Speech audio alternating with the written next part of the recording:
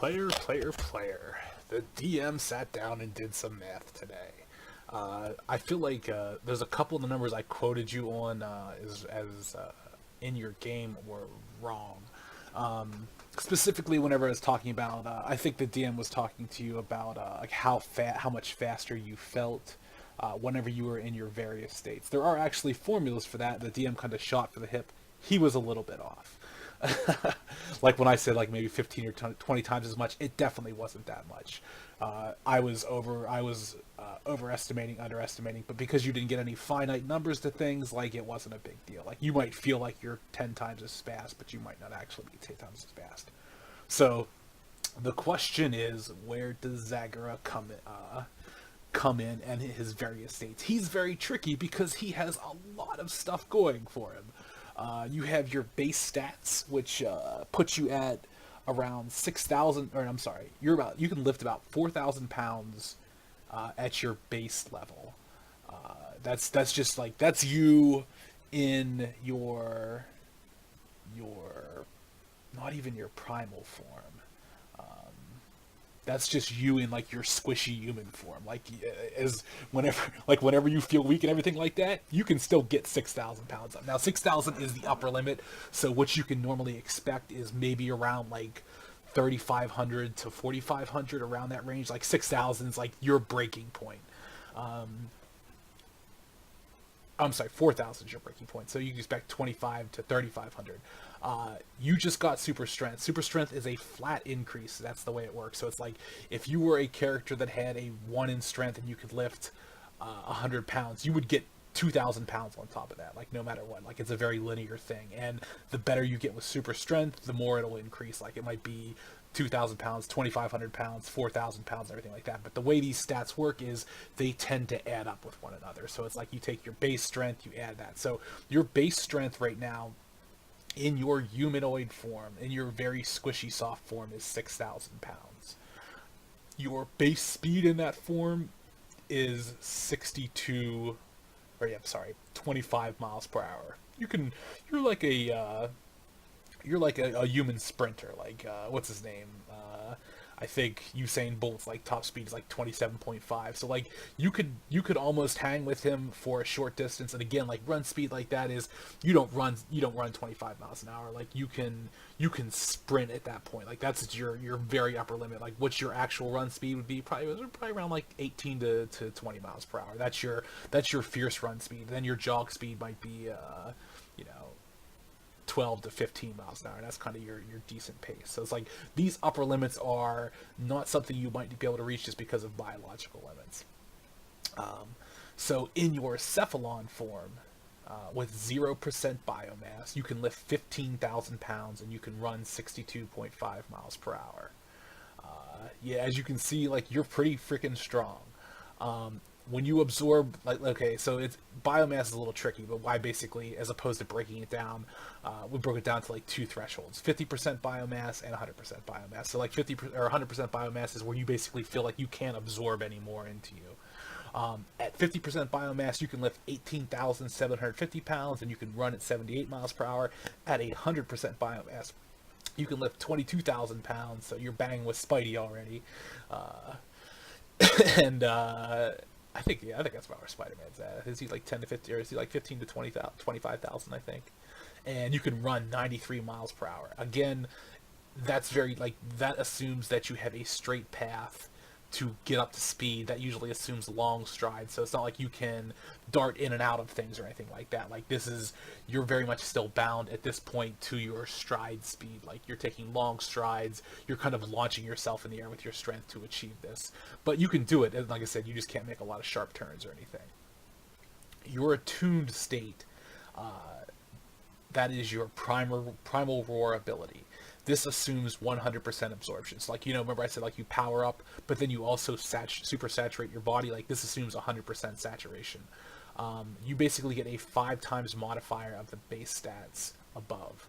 So that would be 5 times the 15,000 pounds and 5 times the 62.5.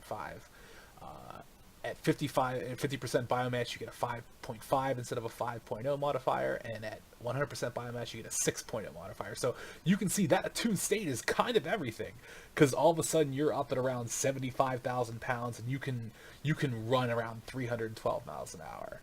So, like I said, you can kind of tear off in this state. Again, like I said, it's not like this isn't fighting speed. Like, obviously, like, you will be very fast when it comes to the way you swing and everything like that, and your movements will just be faster. But it's like you're not moving 300 miles per hour by taking a sidestep or anything like that. No, like, you have to build up to this speed over time. It probably takes you 8 to 10 seconds of running to actually build up to this, to build up to 300 miles an hour. So it's like you need to have a long enough straightaway to get there, and then to be able to maintain it. Again, like I said, keep in mind upper limits and stuff. So the numbers would be at 0% biomass, like you're full, but you're not like overfilled. Is 75,000 pounds, 312 miles per hour. At 50% biomass, you can hit 82,500 pounds, 344 miles an hour. And 100% biomass, you can do 90,000 pounds and 375 miles per hour in a all-out sprint. At unleashed state, at 100% absorption, again, this is assuming you supersaturate yourself to 100%. Biomass no longer becomes a factor at this. Like, so if you are 0% or 100%, it doesn't matter. When you hit unleashed state, you're a little bit beyond like that whole physical Sephalon kind of stage. You can put up 150,000 pounds, and you could run upwards of 600 miles per hour, 624 to be exact. Again, that's also... This speed is like, it will take you even longer to get there, but this speed translates better to combat. So you'll be a lot faster in combat, like on the short distances at this state. Your top speed tends to matter less, because you can kind of fly, you can kind of run, you can kind of super jump your way. Like, just because of your strength, you can kind of launch yourself through the air at those speeds. So basically, it'd be like one of those ones where every stride you take is you're using your strength to project yourself forward. And it's like, the first stride might get you up to 60 miles an hour, and the second stride might get you to like 80, and then like from there, each stride you're pushing yourself further and further, and you just kind of climb your way up there. So like when you say 624, like, don't think of it as like Goku instant teleporting to an opponent kind of thing, where you see them disappear and reappear. Like, you're not on that level of speed yet. Because you're still like a power. I think at unleashed state, you're either a high power class 2 or a low power class 3. I think it's a high power class 2. Yeah. So, and like I said, that definitely puts you kind of at the top of the food chain in a lot of regards, just because you can hit that state temporarily.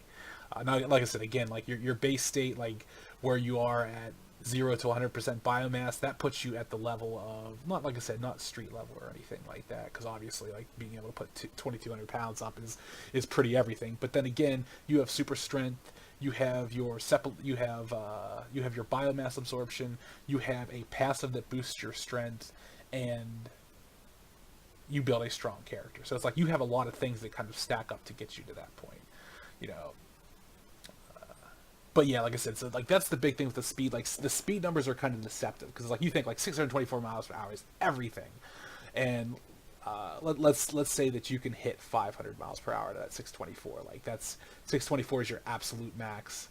It's to the point where you're almost falling over yourself, and it's very difficult to control. So let's say you can comfortably hit around 500, 550 miles an hour. Like I said, that assumes that you have like kind of a straight enough path to get there.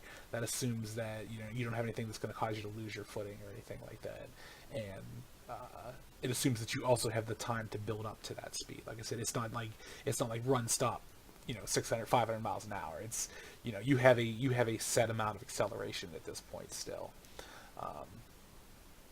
But yeah, you are still very, very fast in that state, and you are exceptionally strong. Like, that's, I think, is 150,000 pounds. Let's see here.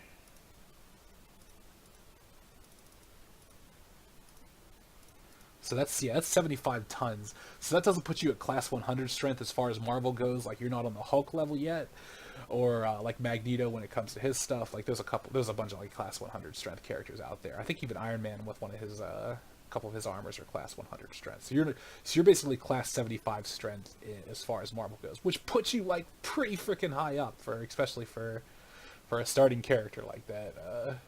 You got some pretty nasty powers out of it. Um, but yeah, like I said, that speed is going to be difficult to translate. You'll see how it kind of plays out. Like I said, your fighting speed you'll definitely be fast. But like I said, don't expect to be, a DM like, well, if I can move 624 miles an hour, then it should only take me like 0.001 seconds to move, 5 feet or like 15 feet or something like that. That's not how it works. Like this speed is based on the realm of reality and physics. So you've got to work yourself up to that speed. The DM, like I said, I don't have it right now as far as acceleration goes. I don't have a calculation for that. The DM might do it so you get a better idea of just how far and how fast you could go, like, like for those smaller movements. But it's just kind of a good starting point for you to realize where your character's at in his different states and what you can expect when you get into those different states. I didn't go into durability too much, and I didn't go into what's it called, the destructive potential of your energy, because those things are a lot harder to quantify. Like a durability is going to be more of a durability check. Like the DM will look at your durability, he has an idea of where these stats are, and it's hard to say like, okay, I could survive an explosion from this. Like you already know you can survive. You survived barely at your previous state, an explosion from a pretty powerful bomb, whether it was nuclear or not. You're not 100% on, but yeah, like so you don't know what nuclear bombs are. But like I said, it was a very powerful explosive device, and the same way goes for like the destructive natures of your blast. Like you have an idea that a fully charged blast from you can level like a building.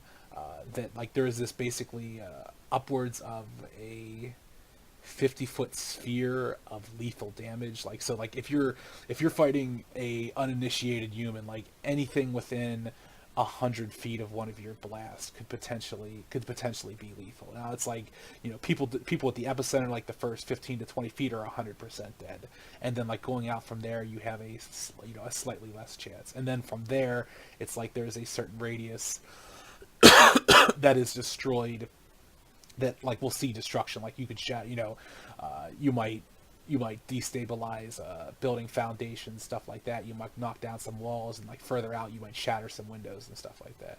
So that's something to keep in mind.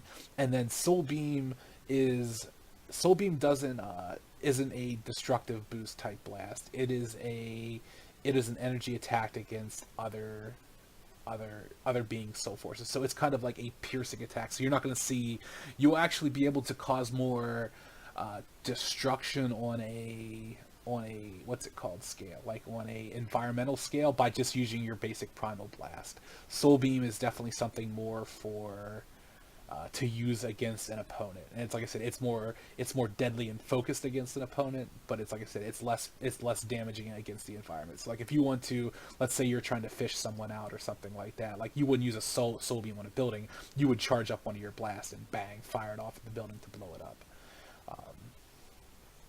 Yeah, I think that's about where we stand. Just some fun, interesting information of what you can hit. Like I said, I know a Tune State and a Leaf State, they're very brief durations, but like I said, a minute can be a while in real world, especially when you start to move faster. It kind of gives you an idea of where you are a little bit better as far as a character goes. So you'll have at least some reference points. So like if you see something and you have an estimation, like the DM will say, oh, you might be able to lift it, or you might know something weighs like 50,000 pounds. You know what you would need to hit to be able to lift that kind of thing. Yeah, something to think about, player. DM was going through and doing some calculations for you. I think that was all I had. I did update your experience and your super strength now that you have it unlocked. That was something the DM forgot about and was a good catch. Like I said, super strength is a flat increase, and you'll start out at rank 1 with that power. You don't gain any extra powers from it. It's just something that's added onto your stats. Like that's the way hidden stats usually work. Is you don't like telekinesis. You definitely get an extra stat, but like stuff like super speed, durability, healing factor, like those just increase yourself at a flat natural level. Yeah. All right. So that'll be it.